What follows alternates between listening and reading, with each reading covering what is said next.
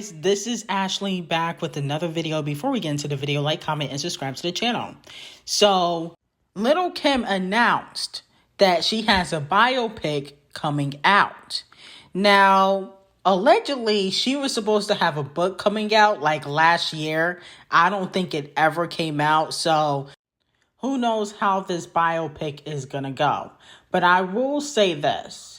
I think that LilKim's biopic would definitely be interesting. I just feel like Tiana Taylor should not be playing LilKim. They do not look alike, and I feel like LilKim should not pretend like they look alike, okay? Now, she don't have to get that other girl that played her in the Biggie movie. She don't have to get her. I don't know her name, but she was in Power, the TV show produced by 50 Cent. And, LilKim wasn't happy about that because she said that girl looked nothing like her. But I feel like LilKim, because she has changed throughout the years, I don't think she realizes how she used to look, okay? Not how she looks now. And I don't think she should be in charge of casting because I feel like LilKim wants a light-skinned girl to play her, and she wasn't always light-skinned. Let's just be all the way 1,000. LilKim is beautiful, but she wasn't always light-skinned. So with that being said, she should not be in charge of casting. But I do feel like she has a story to be told, and I want her to be 100% honest. If you was the side chick to Biggie, say that, Don't try to act like you was the main, because you wasn't. I want all the juicy stories. I want the juicy story about her and Ray J. I don't know how she got with Ray J. That was kind of weird. The beef between her and Foxy, I think that would be interesting. And her obsession with Nicki Minaj. Because I remember there was a moment in time where LilKim was doing interviews about Nicki Minaj every other week. Okay, when Nicki was really in her prime. So I feel like there definitely is a story to be told when it comes to LilKim. She already was supposed to put a book out. I don't know what happened to that. But with that being said, hopefully this movie comes out. And hopefully Nick Cannon is not producing this film because we all know Nick Cannon can be a little bit cheap, and he had her looking a hot mess in that Christmas movie. So I honestly think she should fire Nick Cannon because she can do way better. LilKim is an icon. She's a legend. She needs to be managed by the best of the best in the world, okay? Moving on to Nicki Minaj. Now, Nicki Minaj a few years ago was supposed to have a TV show about her younger self, okay? She already had meetings about it, but for whatever reason, it got canceled before, people could see it. But I kind of feel like Nicki Minaj deserves to get a biopic too. You know what I'm saying? Since her TV show was canceled, I think it makes sense for her to do a biopic, not now, but in the next 5 years. Okay? Because I think that Nicki Minaj is not all the way done with the industry yet. She still got one more album that she needs to do, and she needs to do a tour, okay? And I feel like she still has things that she probably wants to accomplish. But I do feel like in due time, she deserves to get a biopic, especially if the documentary doesn't come out. But I feel like in due time, Nicki Minaj will try to release the documentary. Okay, because I think she's already spent time doing it. So I feel like she's not going to let that go to waste. Moving on to Doja Cat. Will Doja Cat be a fashion icon? Okay, because right now it looks like Doja Cat has the best fashion when we're talking about female rappers. When she pops out, it doesn't look cheap. She don't be wearing the BBL dresses like Saweetie. It looks like a superstar.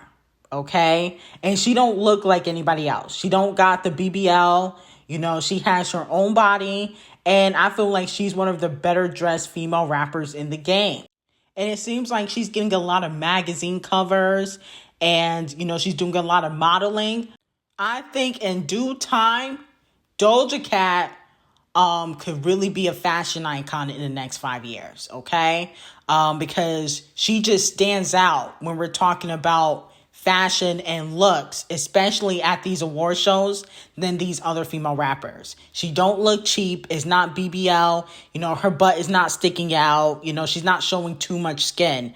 But she is still able to stand out and kind of make people look and turn their heads. Moving on to Saweetie. Allegedly, Lilbaby wants to see what's good with Saweetie again. Now, if you guys remember, they had a little bit of a fling. Once it got to the public that they were messing around, Lilbaby ended up going back to his baby mama at the time, Jada, because, you know, Saweetie was posting pictures of, you know, his legs and this jacket that he was wearing a few days ago while they were at the Chanel store. The reason why them getting together was so controversial is because Lilbaby has beef with the Migos. The reason why he has beef with the Migos is, one, allegedly P from QC was taking money from the Migos and giving it to Lilbaby. And the Migos attempt to sue P from QC, but it looks like that lawsuit was dropped. With that being said, it looked bad on Saweetie's part because she knows that Quavo has issues with Lilbaby, but she still messed with him. Should Saweetie give Lilbaby a second chance after he basically played her out in the public, okay? I think that Saweetie should go back to Keith Powers and call it a day, okay? Lilbaby is no good. He's just going to cheat on Saweetie. It don't matter how good she looks. I mean, she got cheated on by Justin Combs and Quavo. So I feel like she needs to just move on and find a businessman that's not necessarily in the music business. Moving on to Ruby Rose. A lot of people have been asking me my thoughts on Ruby Rose. You know, she is a rapper. I think that she's an okay rapper. She definitely has a look. But I think because Ruby Rose has been an alleged thought within the industry, a lot of people may not take her seriously. You know, she messed around with Playboy Cardi, DDG, Wiz Khalifa, YG, and the list goes on and on.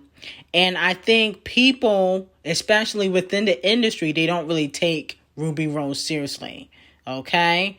I think that if she had some hits under her belt and she was a thought, it would have been a lot different.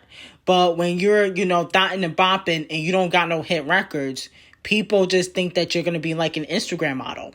Okay. Like a Black China. You know what I'm saying? So I think that's the issue with Ruby Rose. But I don't think that she's a bad rapper. I think she can rap. She doesn't sound like everybody else. And she doesn't really look like everybody else to a certain degree. But I think people just don't take her seriously. And I think that she messed with the wrong men in the industry. If she really wanted a good come up, she should have messed with Drake. Okay? I go back to Drake because Drake will help you if he's smashing. But if he's not smashing, he ain't rapping. And I feel like if you want a good come up, it's a good idea to mess with Drake. YG is not going to help your career. DDG is not going to help your career. He can't even save his own.